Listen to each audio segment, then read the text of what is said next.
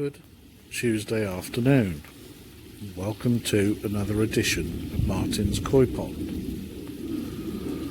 Now, yesterday's video attracted a couple of negative comments. I just want to remind subscribers, new and old, that what you see in front of you is not the finished product. This is an evolving pond. What I have in mind eventually will look considerably different to this. It will also take 2, 3, maybe even 4 years to get there. I don't have unlimited funds, so I have to save and do things slowly. That being said, this pond is doing a good job of what its purpose is, and that is to grow my fish. They're all very happy and growing well. So if you're going to comment, please bear in mind that I am learning. I have very limited DIY skills, and this isn't the finished product. But thank you everyone who does subscribe and comment, and I do take on board all of the information that you put down, whether it's positive, which the very vast majority is, or even the little negative that I get. So that being said, let's get on with this week's video. Catch you in a bit. Good Monday still, evening, and a couple of people, well 3 or 4 people, suggested in the comments of today's video that I put out that I move the skimmer from here to over there. So I did, and the problem I've got now is all this.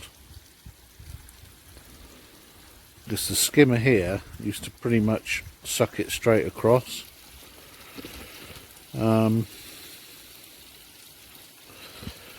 But now it's not happening. Another thing I'm starting to think is I was using Kasuri food, and then I went on to the Evolution Aqua food, and if I'm honest with you, I don't remember having all this foam when I was using the Kasuri food.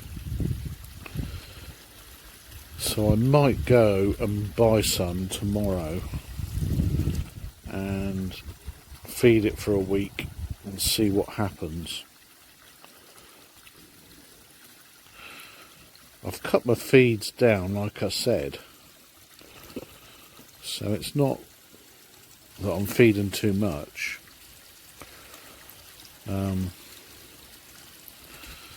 But yeah, it's about 15-20 centimetres deep at that end than this end, but it's still getting a good draw on the skimmer.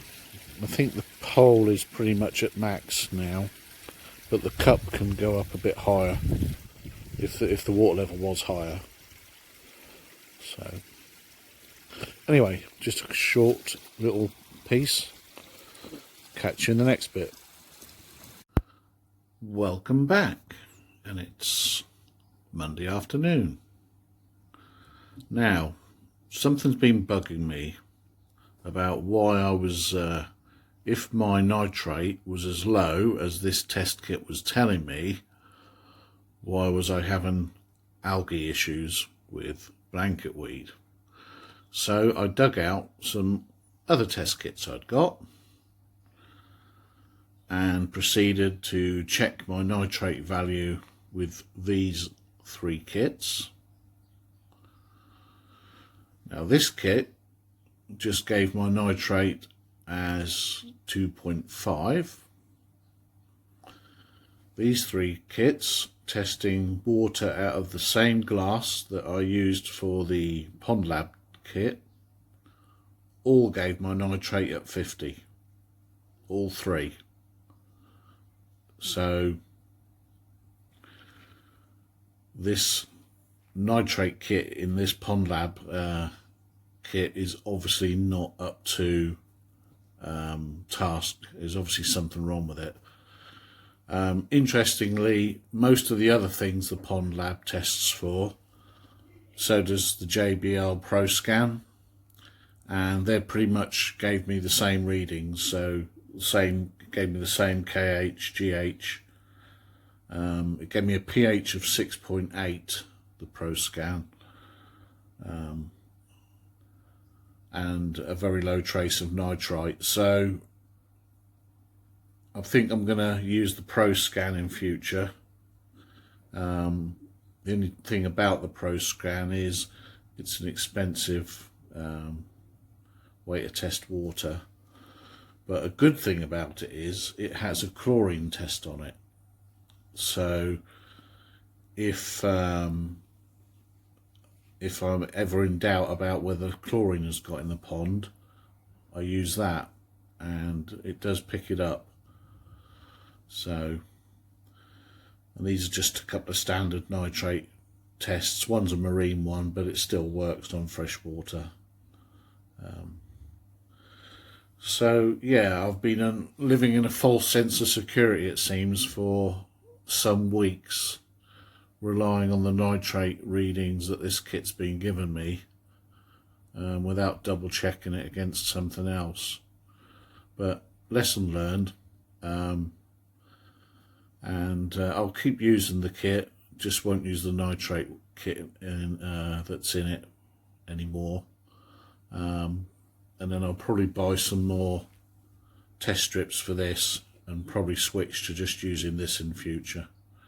Because what's quite nice is you get an app for your phone and it plots all the levels and gives you nice little graphs about you know, where your levels are, etc. So anyway, catch you in the next clip. Well, good Tuesday morning, and I've just been to the koi shop and I've bought some the Elite All Season by Kingsland Koi, which is Kasuri, and I've also bought a 3-inch rubber boot and some 3-inch pipe, and what I intend to use them for is to put an angle so the water comes out and then circulates around the pond.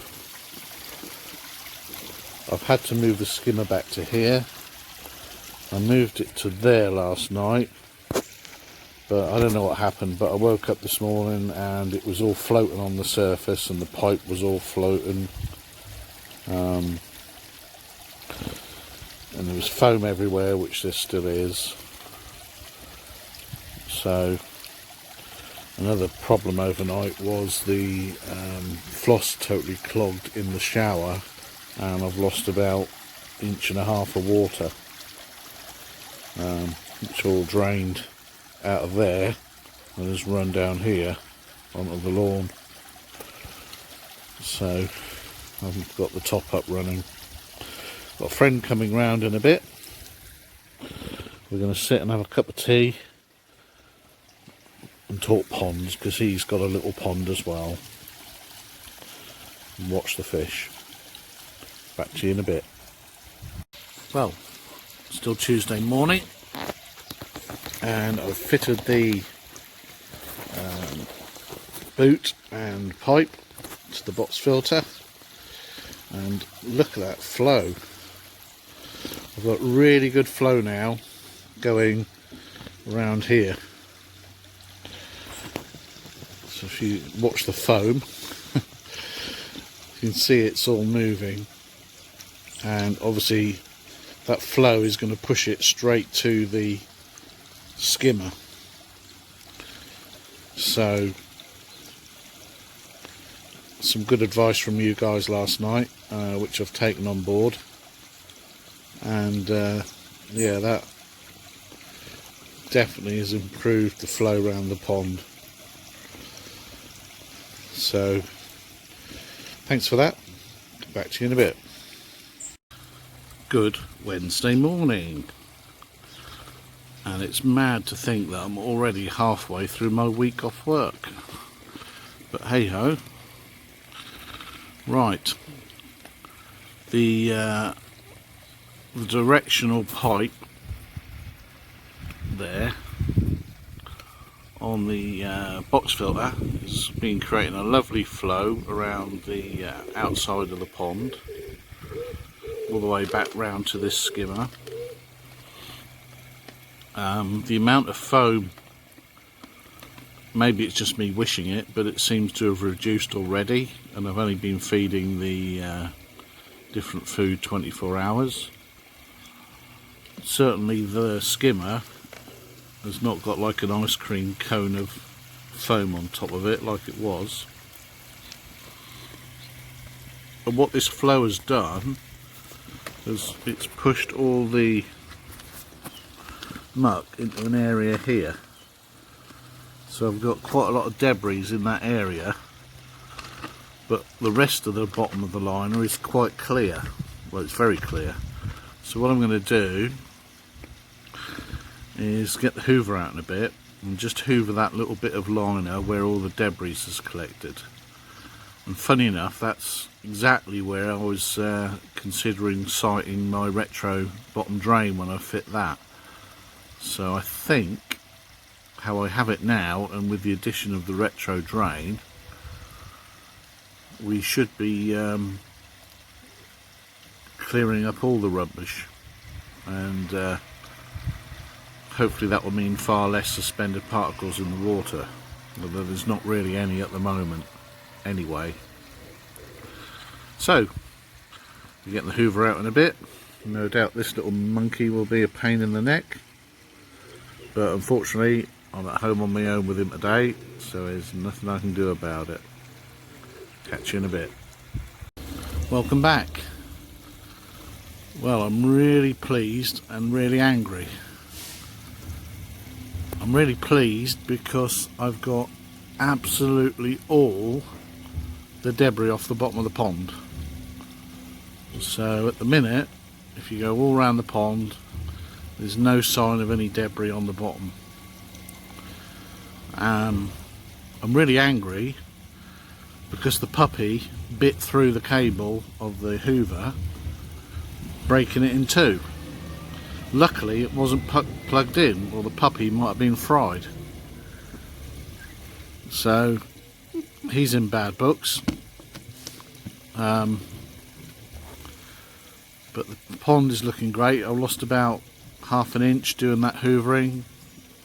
I'm going to just get my top up running in a minute and just top it back up, and we'll spend the rest of the day watching the pond, I think. Catch you in the next one. Welcome back. Finish up this week's video with a feature of a couple of fish again. First fish I'm featuring is Harriet, my Harawaki. Harawaki are white fish with yellow markings. Had Harriet about 4 weeks, so she's the newest member of the pond. Came from the only fish that didn't come from King's Lynn Koi. She came from my local Maidenhead Aquatics and was in a pond that was just labelled Japanese Koi, so I don't know the breeder, but what I do know is definitely one of my favourite fish. I just love the white with the yellow markings.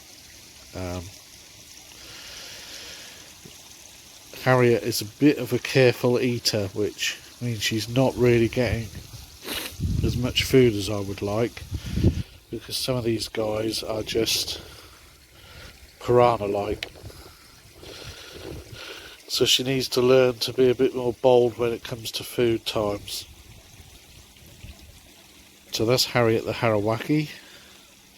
Now, the last fish I want to just show today is called B, and it's my Kiyotsuri, which is a yellow fish with black markings, or a black fish, sorry, with yellow markings. I can't remember which round it goes. There she is. Now, B is one of the original 5.